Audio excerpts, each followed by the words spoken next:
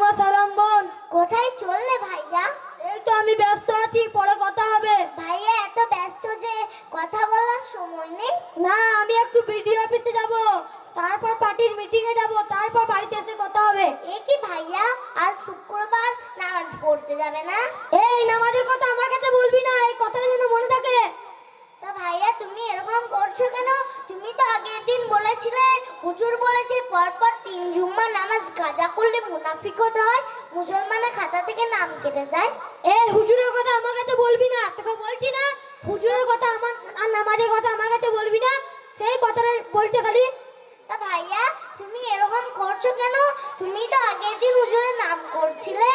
এই হুজুরের কথা বলতে তোকে মানা করছি না, চুপ কর। তা ভাইয়া তুমি আজকে এরকম করছো কেন? তোমার রাগ হওয়ার কারণটা কি? তাহলে শোন, আমি নামাজ পড়তে যাব না, আর আমাকে হুজুর বাড়ি থেকে টেনে নিজে নামাজ পড়ালো। তাহলে তো ভালো হলো। আর এক মসজিদ লোকের সামনে আমাকে অপমান করলো। এই অপমানটা করে কি ঠিক হলো? তুমি কি বলছো ভাইয়া?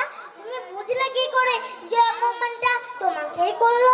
তা আমাকে বললো না, কাকে করলো? মদ খাওয়া, ঘুষ খাওয়া, সুদ খাওয়া, জো খেলা নাকি, এগুলো নাকি শয়তানের কাজ। তা এগুলো আমাকে বললো না তো কাকে করলো? আমার কোনো সম্মান নাই, আমি একটা নেতা মানুষ। তা তা ভাইয়া তোমার সাথে কি হুজুরের কোনো রাগারাগি আছে? না, নেই। তাহলেও তাহলে তুমি বুঝলে কি করে যে অপমানটা তোমাকেই করলো? এগুলো তো কোরআন হাদিসের কথা, এগুলো নিয়ে মন্তব্য করো না। আর তোমার পিছনে বড় শয়তান লেগেছে। কতবার বলেছি খারাপ ছেলেদের সাথে মিশবে না, মিশবে না। আমার কথা তুমি শুনবেই না, তোমার ব্যবস্থা করছি। এই তুই আমার কি ব্যবস্থা করবি রে? ও ভাইয়া আগের দিনের কথা মনে আছে তো? আব্বুকে গিয়ে সব বলে দেবো। এই তোকে অনুরোধ করছি রে, তুই আব্বুকে যে কথাগুলো বলিস না। তোমার আমি কোনো কথা শুনবো না। তোমার জলসার কথা শুনলে, নামাজের কথা শুনলে শরীরটা জ্বলে ওঠে।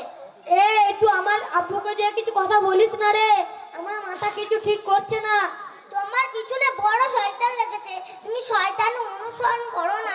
শয়তান অনুসরণ করলে তোমার জায়গা জাহান্নামেই হবে। আমি তো কোনটা জান্নাতের পথ আর কোনটা জাহান্নামের পথ, তো আমি তো সেটাই জানি না। তাহলে তুই আমাকে বুঝাবি কি করে?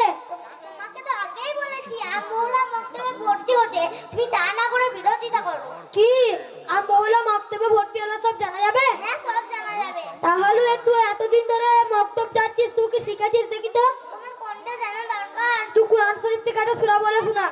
আউযু বিল্লাহি মিনাশ শাইতানির রাজিম। বিসমিল্লাহির রহমানির রহিম। ওয়াদ-দুহা ওয়াল-লাইলি ইযা সাজা। মা ওয়াদ্দাকা রাব্বুকা ওয়া মা ক্বালা। ওয়ালাল আখিরাতু খায়রুল লাকা মিনাল উলা। ولسوف يؤتيك ربك فترضى ألم يجدك يتيما فآوى ووجدك ضالا فهدى ووجدك عائلا فأغنى فأما اليتيم فلا تقهر وأما السائل فلا تنهر وأما بنعمة ربك فحدث صدق الله العظيم।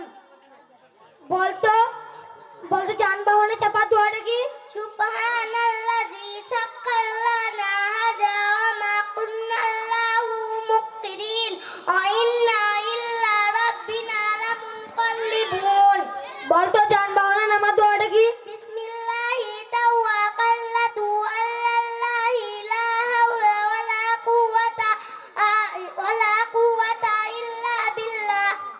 বলতো মানুষ মারা গেলে কোন দোয়া পড়তে হয়? ইন্না লিল্লাহি ওয়া ইন্না ইলাইহি রাজিউন। বলতো আজান দেওয়ার সময় হায়ালাস সালাহ হায়ালাল ফালাহ বলে তখন কি বলতে হয়? লা হাওলা ওয়ালা কুওয়াতা ইল্লা বিল্লাহি। একে তো দেখছি কোনোভাবেই সাহায্য করা যাচ্ছে না।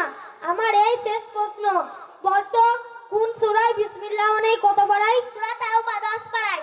এখন আমাকে কি করতে হবে? তোমাকে তো আগেই বলেছি আমবুলা মক্তবে ভর্তি হয়ে আমাদের হুজুরের কাছে সব শিখেন। আসসালামু আলাইকুম। ওয়ালাইকুম সালাম।